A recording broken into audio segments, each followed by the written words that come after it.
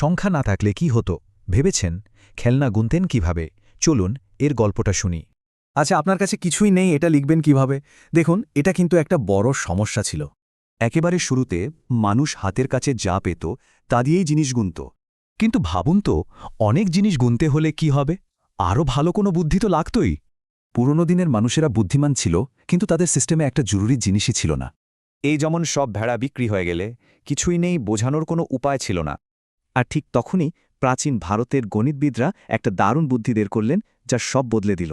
তারা আবিষ্কার করল শূন্য। এটা শুধু খালি জায়গা না, এটা ছিল একটা সত্যিকারের সংখ্যা। কিছুই নাকে একটা সংখ্যা হিসাবে প্রথম লিখেছিলেন ব্রহ্মগুপ্ত।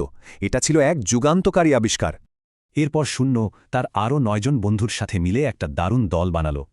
এই হিন্দু আরবীয় পদ্ধতিটাই আমরা এখন ব্যবহার করি। সহজ কিন্তু খুবই কাজের। এই পদ্ধতির একটা গোপন শক্তি আছে। একে বলে প্লেস ভ্যালু বা স্থানীয় মান। যেমন ২০৫ সংখ্যাটাতে দেখুন, শূন্য ঠিক দশকের জায়গাটা ধরে রেখেছে। এটাই তো শূন্যের ম্যাজিক। এটা না থাকলে ২০৫ হয়ে যেত মাত্র ২৫। এই সহজ সিস্টেমটা গণিতের এক নতুন দুনিয়া খুলে দিল। যেমন ধরুন আল খোয়ারিজমি, যাকে বীজগণিতের জনক বলা হয়। তার বই আল জাবর থেকেই এসেছে অ্যালজেব্রা, এমনকি অ্যালগরিদম শব্দটিও। তাহলে সূত্রটা কি? গোনার দরকার ছিল, কিন্তু পুরনো সিস্টেমে শূন্য ছিল না। শূন্য আশায় সব সহজ হয়ে গেল। চলুন ছোট্ট একটা পরীক্ষা হয়ে যাক। ভাবুন তো, ২০ আর ২ লেখার মধ্যে পার্থক্যটা কোথায়?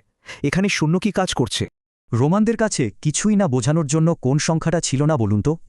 অর্থাৎ কিছুই না থেকেই গণিতের সবচেয়ে জরুরি জিনিসটার জন্ম হল। দারুণ ব্যাপার, তাই না?